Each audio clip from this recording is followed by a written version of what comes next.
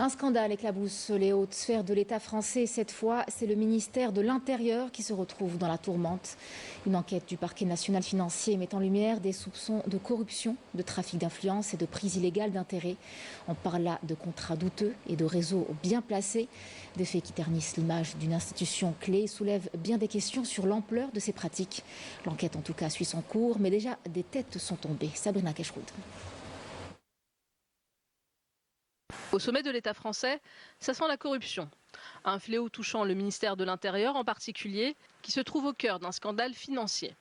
La presse française révèle qu'une enquête a été ouverte par le parquet national financier, institution judiciaire d'État en charge de traquer la grande délinquance économique et financière. L'investigation en cours concerne directement le service des achats de ce ministère régalien, mettant en cause des militaires et plusieurs chefs d'entreprise pour des faits de corruption, mais aussi de prise illégale d'intérêts et de trafic d'influence. Si l'affaire éclate aujourd'hui, l'enquête en cours couvre des faits s'étalant sur l'année 2022 et les remous se font sentir. Parmi les personnes visées, un gendarme en charge des commandes et distributions pour la gendarmerie, la police et la protection civile du pays, poste ô combien stratégique. Ce militaire, au centre du système mis au jour, a été placé en garde à vue en mars 2023 avant d'être suspendu de ses fonctions dès lors que sa hiérarchie a eu connaissance de sa mise en cause, puis débarqué du service actif en septembre de la même année.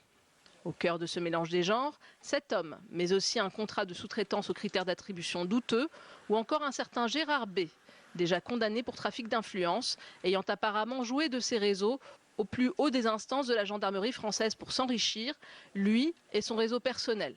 Un ministère gangréné au sein des institutions de ce que l'on appelait naguère le pays des Lumières, la gravité des faits est à la hauteur de leur vraisemblance, de l'avis même du Conseil d'État français, plus haute juridiction administrative du pays. Que finira par dire l'enquête préliminaire en cours? Toujours est-il qu'il n'y a pas de fumée sans feu. Des personnes ont été écartées de leurs fonctions, sans doute, à juste raison. Bon les amis, il faut qu'on parle un petit peu de monsieur Thierry Breton. Vous savez, cet ancien commissaire européen qui vient tout juste de retrouver du boulot. Il vient de décrocher un super poste chez Bank of America. Alors, si vous étiez inquiet, rassurez-vous, il a trouvé du taf. Alors attention, pas n'importe quel poste, hein. Juste 3 réunions par an. Il va pas trop se fatiguer, juste 3. Et c'est évidemment très bien rémunéré. Bien sûr, c'est pas pour le plaisir de ses beaux yeux, mais plutôt pour son réseau, je pense qu'ils l'ont pris, son influence. Bref, tout ce qu'il a pu cultiver, son carnet d'adresse, quoi, durant toutes ses fonctions publiques qu'il a occupées.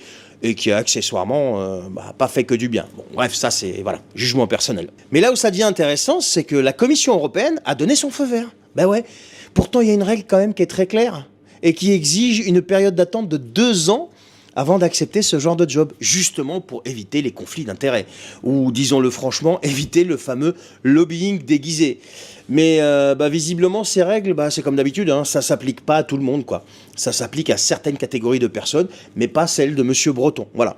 Et pendant qu'on parle de ça, il y a aussi autre chose. Il y a madame Nathalie Loiseau, vous savez, madame Nathalie Loiseau, j'en parle assez souvent quand même, elle a que Elon Musk à la bouche, en fait. Cette femme ne supporte pas Elon Musk. Et justement, c'est même elle qui veut diriger cette fameuse commission européenne chargée de mettre en place un, je cite, bouclier démocratique européen. En gros, un outil qui permettrait d'annuler par exemple des élections si elles ne plaisent pas aux bonnes personnes, tu comprends? Ouais, c'est de ça qu'on parle en fait. Et eux, ils te disent que, ils te parlent de protéger la démocratie. On bafoue un peu ces principes quand même. Mais bon, pour eux, ils protègent la démocratie, c'est l'essentiel. Mais attends, c'est pas tout, c'est que la même Nathalie Loiseau, est membre d'un think tank bien connu et financé par des intérêts mondialistes. Et a priori, je serais financé par un mec qui s'appelle Soros, quoi. Et là, tu te dis peut-être, pourquoi ces gens, ils passent leur temps à nous parler de, je cite, ingérence extérieure. C'est les Russes, Elon Musk, les méchants réseaux sociaux qui sont pas sous contrôle. Tu vois ce que je veux dire, quoi. Eh bien, en réalité, moi, je pense qu'ils sont eux-mêmes l'ingérence qu'ils dénoncent, en fait. Bah oui, quand tu regardes leur agenda, c'est très simple. Verrouiller le débat, censurer tout ce qui remet en cause leurs petits projets de centralisation, de contrôle. Et si tu as le malheur d'oser, d'avoir l'outrecuidance de critiquer l'Union européenne, eh bien, tu es forcément un complotiste et surtout un danger. Et si tu dénonces par la même occasion leurs contradictions, eh bien, tu deviens carrément une cible. Et tout ça au nom de quoi? De la démocratie, voyons. Alors, je pense qu'il est quand même temps de se poser une ou deux questions, là. La première, c'est qui te parle vraiment de tes droits, de ta liberté, de ce qui est juste, en fait? Et la deuxième, c'est qui cherche à t'imposer sa vision, leur vision, sans que tu aies ton mot à dire. Les réponses, je pense que tu les connais. Enfin voilà ce qui concerne Madame Loiseau et Monsieur Breton qui passent leur vie à nous donner des conseils, à nous faire la leçon surtout, concernant la démocratie, protéger la démocratie, etc. Pendant que eux, ils nagent en plein, je dirais, conflit d'intérêts. Voilà. Hein. Oui, parce que c'est, par exemple, pour Breton, la Commission européenne impose des règles précises qui ne s'appliquent pas à lui, et Madame Loiseau est quand même membre d'un think tank financé par un type qui passe son temps à déstabiliser les démocraties. Voilà, surtout quand ça lui plaît pas. Allez, sur ce, je te souhaite une bonne soirée. Partage cette vidéo, abonne-toi si t'es pas abonné, commente, like, si tu le souhaites bien sûr. Et moi je te dis à très bientôt. Ciao.